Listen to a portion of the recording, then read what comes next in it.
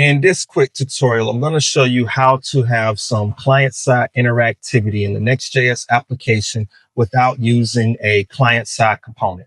This is one of those things that can sound and feel confusing at first because when you look at the UI of this application, you're going to instantly think that I'm probably using a client-side component with useState and the useEffect hook from React in order to have this toggling feature. Notice when I click on the daily button, the URL updates with the view of daily, and you also have a white background around it. And if I click on weekly, the URL updates with weekly, and I also have a white background around it now. The cool thing about this is it doesn't have any client-side hooks, so you are reducing some of the JavaScript that's needed to be ran on the client side. Everything within this header to give it this functionality is going to be server side rendered. And once you understand how it works, it's going to change the way you think about building simple applications in Next.js to give you a clean interface while remaining true to how the framework is intended to be utilized.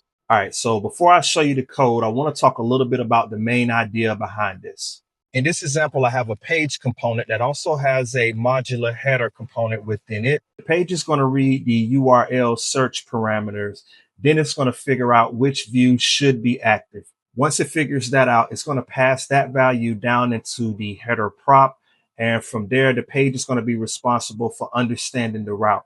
The header is basically responsible for rendering this UI component, and we're passing the view into the header from the page.tsx that's being gathered from the search params. Having this modular and going through those steps is basically what gave it its key separation so that we can have a modular header that could be expanded and used throughout the application while maintaining the ability to have a client-side interactivity field, but we know everything is being ran on the server. All right, so let's start with the page.tsx.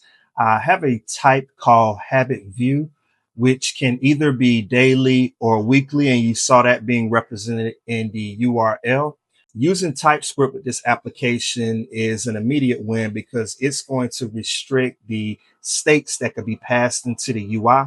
And instead of having random strings and floats around the application, I'm just basically saying these are the two valid views and we shouldn't have anything else. This is going to make the code a lot cleaner and a lot easier to work with while maintaining the structure that we want to have throughout the application.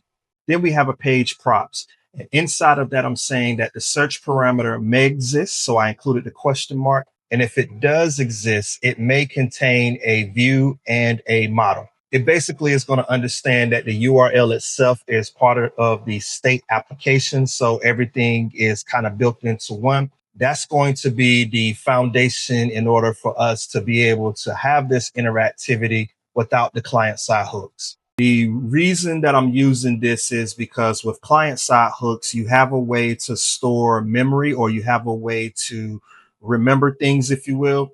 We don't have that with this because it is being rendered server-side. So the URL is going to be our bank, if you will, that's going to remember, or our interactive database that's going to remember the actual state or the view that we want for the application. The other cool thing I like about this is if we were to refresh this page, it's going to remember the page that we're on. Here, I'll show you. Notice that as I refresh, it remembers that we were on the weekly view. And the only way it's going to change is if I toggle it to daily. And if I refresh the page again, daily is being remembered within the URL. We don't have anything helping us remember it other than this URL itself. So that's pretty cool. Now let's look at the actual page function. This is a asynchronous server component. So we make sure that we include async because in the app router, pages are server components by default, unless you opt out and use a client side component. And in this application, or in this example, I should say, we're not using any client side interactivity. Then we're going to await the search params. And after that, I'm going to create a param object. And if nothing exists, then we're going to have an empty object that will be passed through in its place. This is just a safety pattern, if you will. so that we don't mess anything up with a query string. In the event something is missing, we have that empty object in its place to capture everything as a safety net. If the incoming view is weekly, we're going to use weekly, and by default, we're going to have the view to be set to daily. That means daily is the safety fallback. So if someone visits this route with no query string at all, the app is going to still behave correctly. And that's a good thing, which is going to help minimize the potential error that could take place as this application grows and various users begin to use it. Now, here's the part that really brings everything to life. I'm going to take this const named view and pass it into the header. Now, you may have thought that the header should somehow read the search parameter itself because the page is the route aware layer itself. The page is going to understand the search parameter, and the page is going to understand the data fetching, not necessarily the header. We're going to only pass what's needed value into the children components, and we'll add additional components in another video.